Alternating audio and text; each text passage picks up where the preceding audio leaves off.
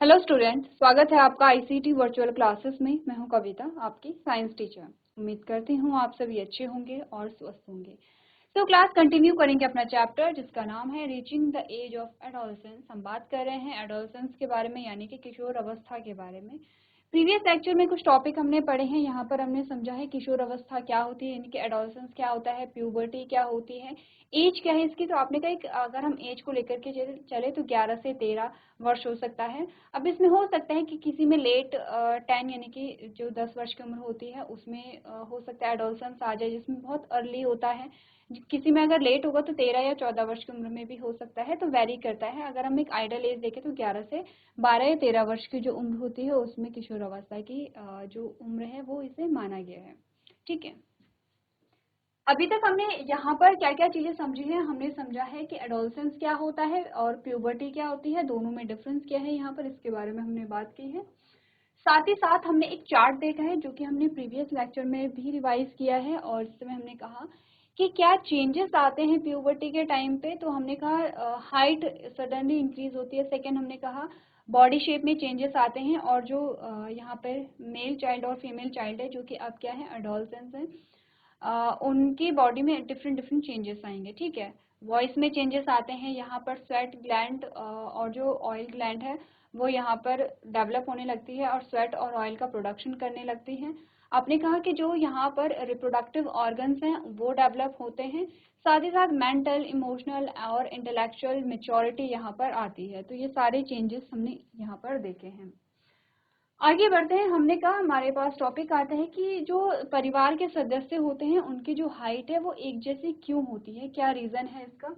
तो previous lecture में हमने कहा था क्योंकि जो परिवार के जो सदस्य होते हैं, जैसे कि हमने कहा कि हम अपनी बात करते हैं, तो हमारा जो हमारे जितने भी कैरेक्टरिस्टिक्स होते हैं, जितने भी, आपने कहा आपकी बॉडी का स्ट्रक्चर, आपकी बॉडी का शेप, आपके बॉडी का कलर, आपके एक्सटर्नल और आपके इंटरनल जो कैरेक्टर्स होते हैं, आपकी बॉडी में जो प्रोसेस यहाँ पर हो रही है, ठीक है, ये सारे जो कैरेक्टरिस्टिक्स हैं ये हमारे डीएनए से रेगुलेट होते हैं, हमारे डीएनए की वजह से होते हैं। क्योंकि हमारा डीएनए 50% हमारे मदर से और 50% हमारे फादर से आता है, तो इसीलिए हमारे पास दोनों के ही कैरेक्टर्स होते हैं। क्योंकि ग्रैंड पेरेंट्स के कैरेक्टर इसलिए आते हैं क्योंकि ग्रैंड पेरेंट्स के कैरेक्टर हमारे मदर एंड फादर में होते हैं, और उनके जो कैरेक्टर हैं यानी कि मदर एंड फादर के कैरेक्टर है वो हम में होते हैं in the form of DNA.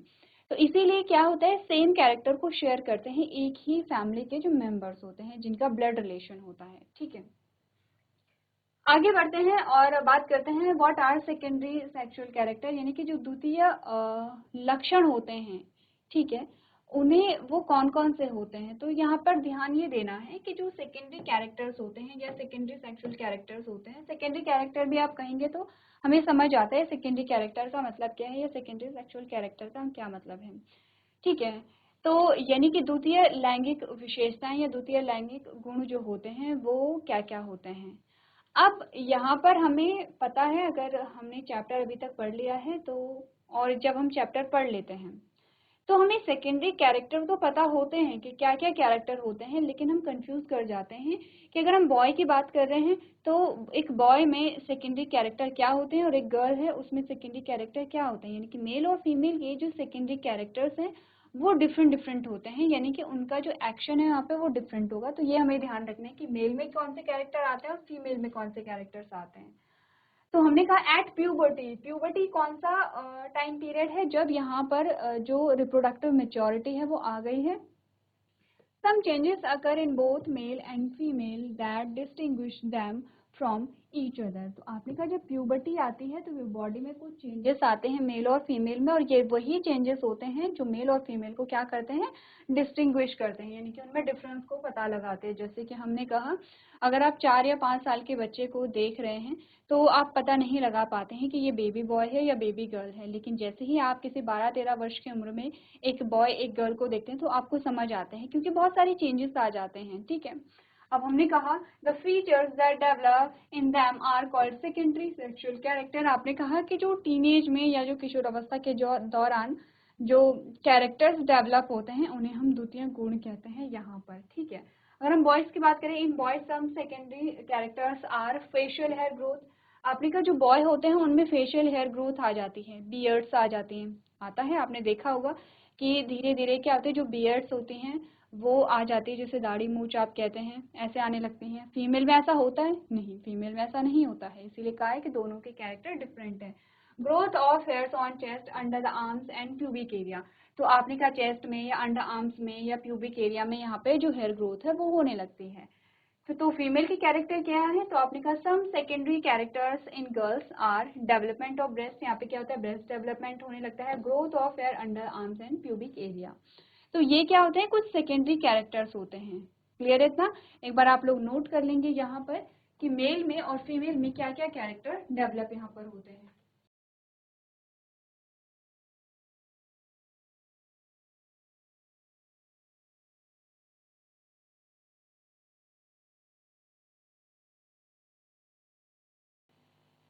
चलिए आगे बढ़ते हैं। यहाँ पर ये तो बात हुई कैरेक्टरिस्टिक्स की, और नेक्स्ट हम बात करेंगे यहाँ पर हार्मोन्स के बारे में कि हार्मोन्स क्या है। अभी तक हम काफ़ी चीज़ें डिस्कस कर रहे हैं, जैसे हमने कहा कि किशोर अवस्था जब आती है तो किशोर अवस्था के दौरान जो हार्मोन है वो यहाँ पे स्रावित होते हैं, हार्मोन रिलीज होते हैं, वो हमारी बॉडी में कुछ चेंजेस को लेकर के आते हैं।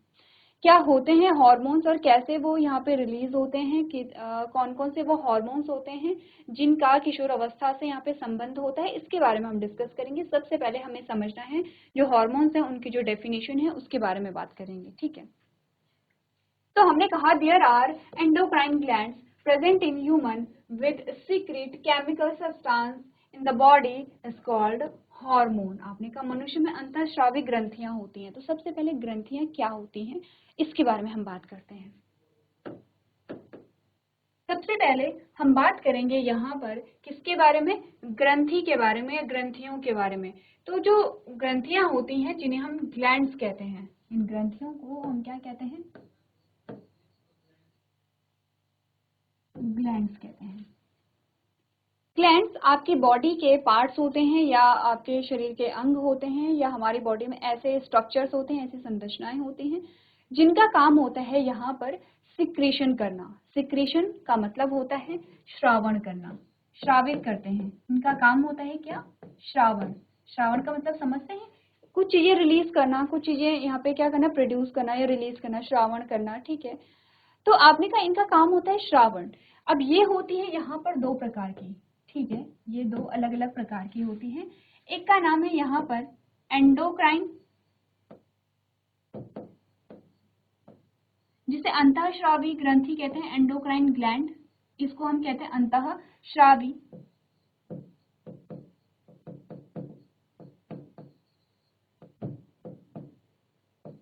ग्रंथि, ठीक है।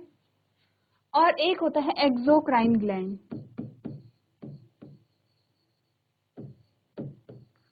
जिसे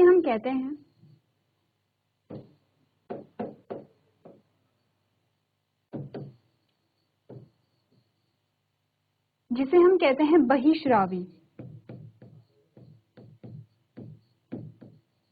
ठीक है, ग्रंथि।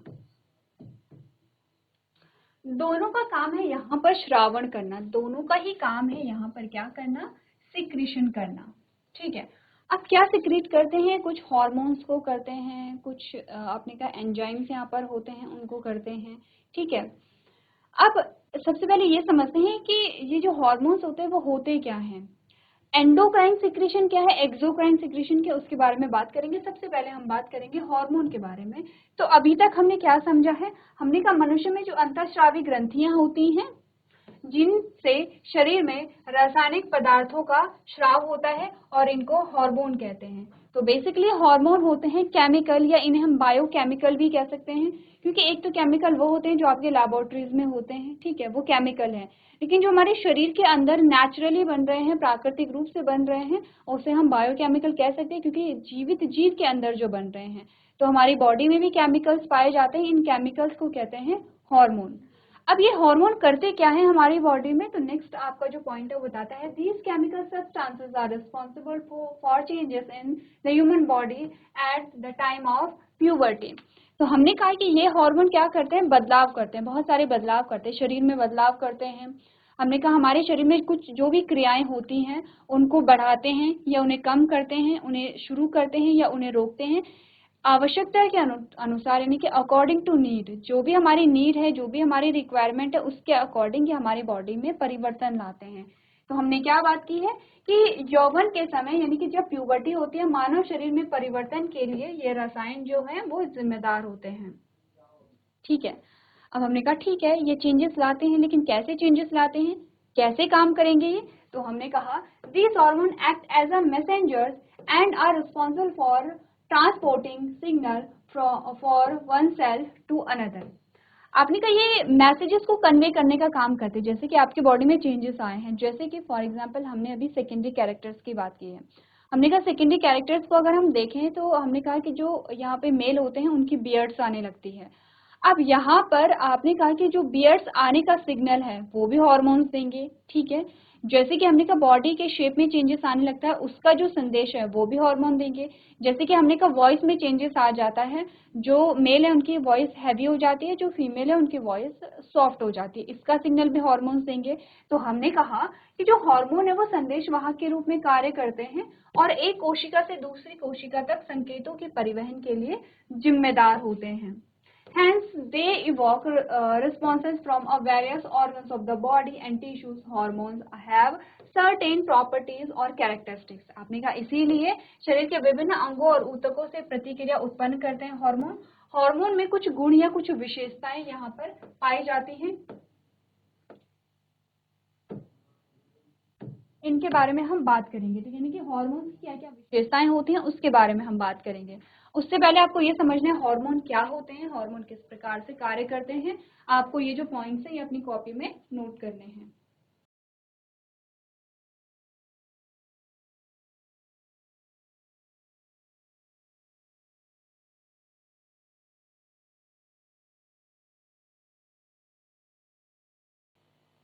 चलिए अब हम बात करते हैं हार्मोन्स के कैरेक्टर्स के बारे में। ठीक है, हार्मोन्स के क्या क्या कैरेक्टर्स होते हैं।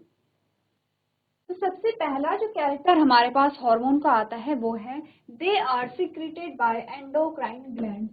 ये कहाँ से सिक्रीट होते हैं? एंडोक्राइन ग्लैंड से, यानी कि अंतःस्रावी ग्रंथि से। ठीक है, they circulate in the body fluid. ये क्या करते हैं? शरीर के तरल में ट्रैवल करते हैं। अब ये दोनों पॉइंट्स हम यहाँ पे समझेंगे। ठीक है, इतनी बात आप समझ लीजिए कि जो ग्रंथियां होती हैं, ग्लैंड्स होती हैं, वो दो प्रकार की होती हैं, अंतःस्रावी ग्रंथि और बहिःस्रावी ग्रंथि। हम आएंगे एंडोक्राइन ग्लैंड।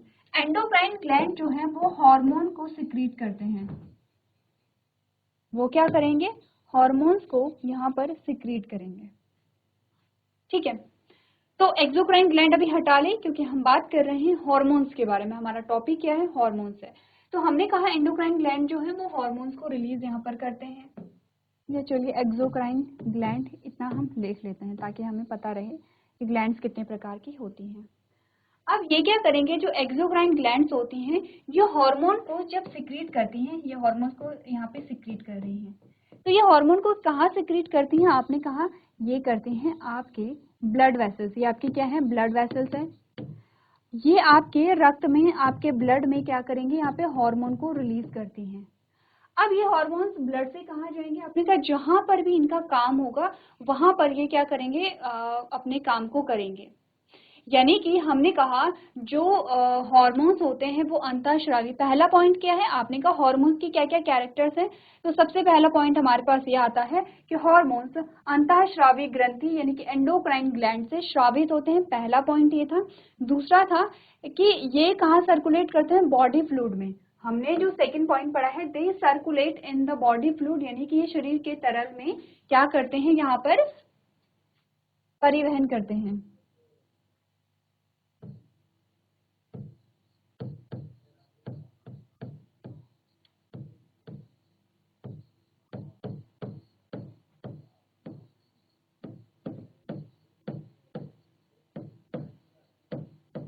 शरीर के तरल में बहते हैं या परिवहन करते हैं। ठीक है, आप कोई भी पॉइंट्स कह सकते हैं। तो हमने कहा जो हार्मोन होते हैं वो शरीर के तरल में बहते हैं। और शरीर का तरल क्या है? आपने कहा आपका जो ब्लड है, यहाँ पे ये जो आपका ब्लड है वो आपके शरीर का क्या है? तरल है, जिसे हम बॉडी फ्लूइड कहते हैं। बॉडी फ्लूइड में जो हार्मोन है वो यहाँ पे ट्रैवल करेंगे। अब चलिए तीसरा पॉइंट देखते हैं, तब हमारा जो पॉइंट है वो और क्लियर होगा। हमने कहा तीसरा पॉइंट कहता है they are responsible for regulating the behaviour of the target cell. आपने कहा ये इनकी जो टारगेट सेल होती है, टारगेट सेल वो होती है जहां पर इन्हें काम करना होता है। अब ब्लड तो आपकी पूरी बॉडी में क्या कर रहा है, सर्कुलेट हो रहा है, लेकिन हॉर्मोन्स वही काम करेंगे जो उनकी टारगेट सेल होगी, यानी कि जहां पर उन्हें काम करना होगा। कैसे करते हैं देखते हैं। अब ये सारी चीजें हटा लूं, या आपने नोट कर लिया होगा, साथ साथ में नोट करते रहेंगे, ठीक है। अगर नोट नहीं किया तो सिंपल सी चीजें कि जो ग्रंथि है वो दो प्रकार की होती है, एक अंतःस्रावी ग्रंथि है, एक बहिःस्रावी ग्रंथि है। अंतःस्रावी ग्रंथि से हार्मोन रिलीज होते हैं, ठीक है। इतनी बात अभी तक हमने की है और हार्मोन की कैरेक्टरिस्टिक्स हम देख रहे हैं। तो हमने कहा हमारे बॉडी में, हमारे जो मस्तिष्क है उसमें एक ग्लैंड होती है, उसका नाम है हाइपोथैलेमस।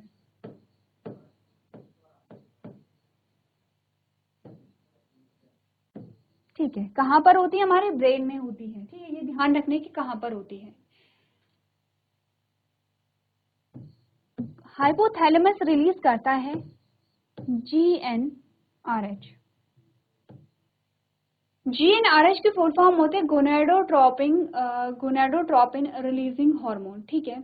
GnRH जो होता है यहाँ पर वो क्या करता है, एक हार्मोन रिलीज करता है, गोनेडोट्रोपिन रिलीजिंग हार्मोन, ठीक है। अब यहाँ पर अगर हम देखें, सबसे पहले ये जो GnRH है ये दो प्रकार का होगा।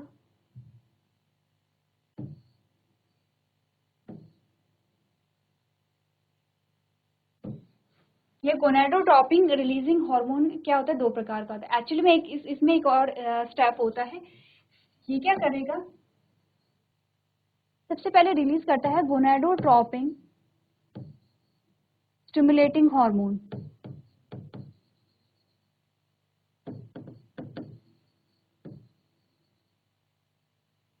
ठीक है। यह आपके पास इतने डिटेल में नहीं है। तो सबसे पहले जो हाइपोथैलेमस है एक हार्मोन रिलीज करता है जो जाता है पिट्यूटरी के पास, ठीक है। एक हार्मोन ये रिलीज करेगा जो जाएगा कहाँ पर, ये हार्मोन रिलीज करेगा जो जाता है पिट्यूटरी के पास।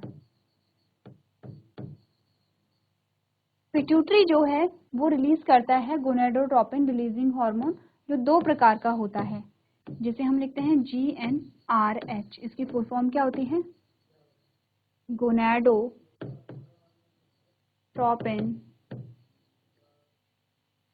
रिलीजिंग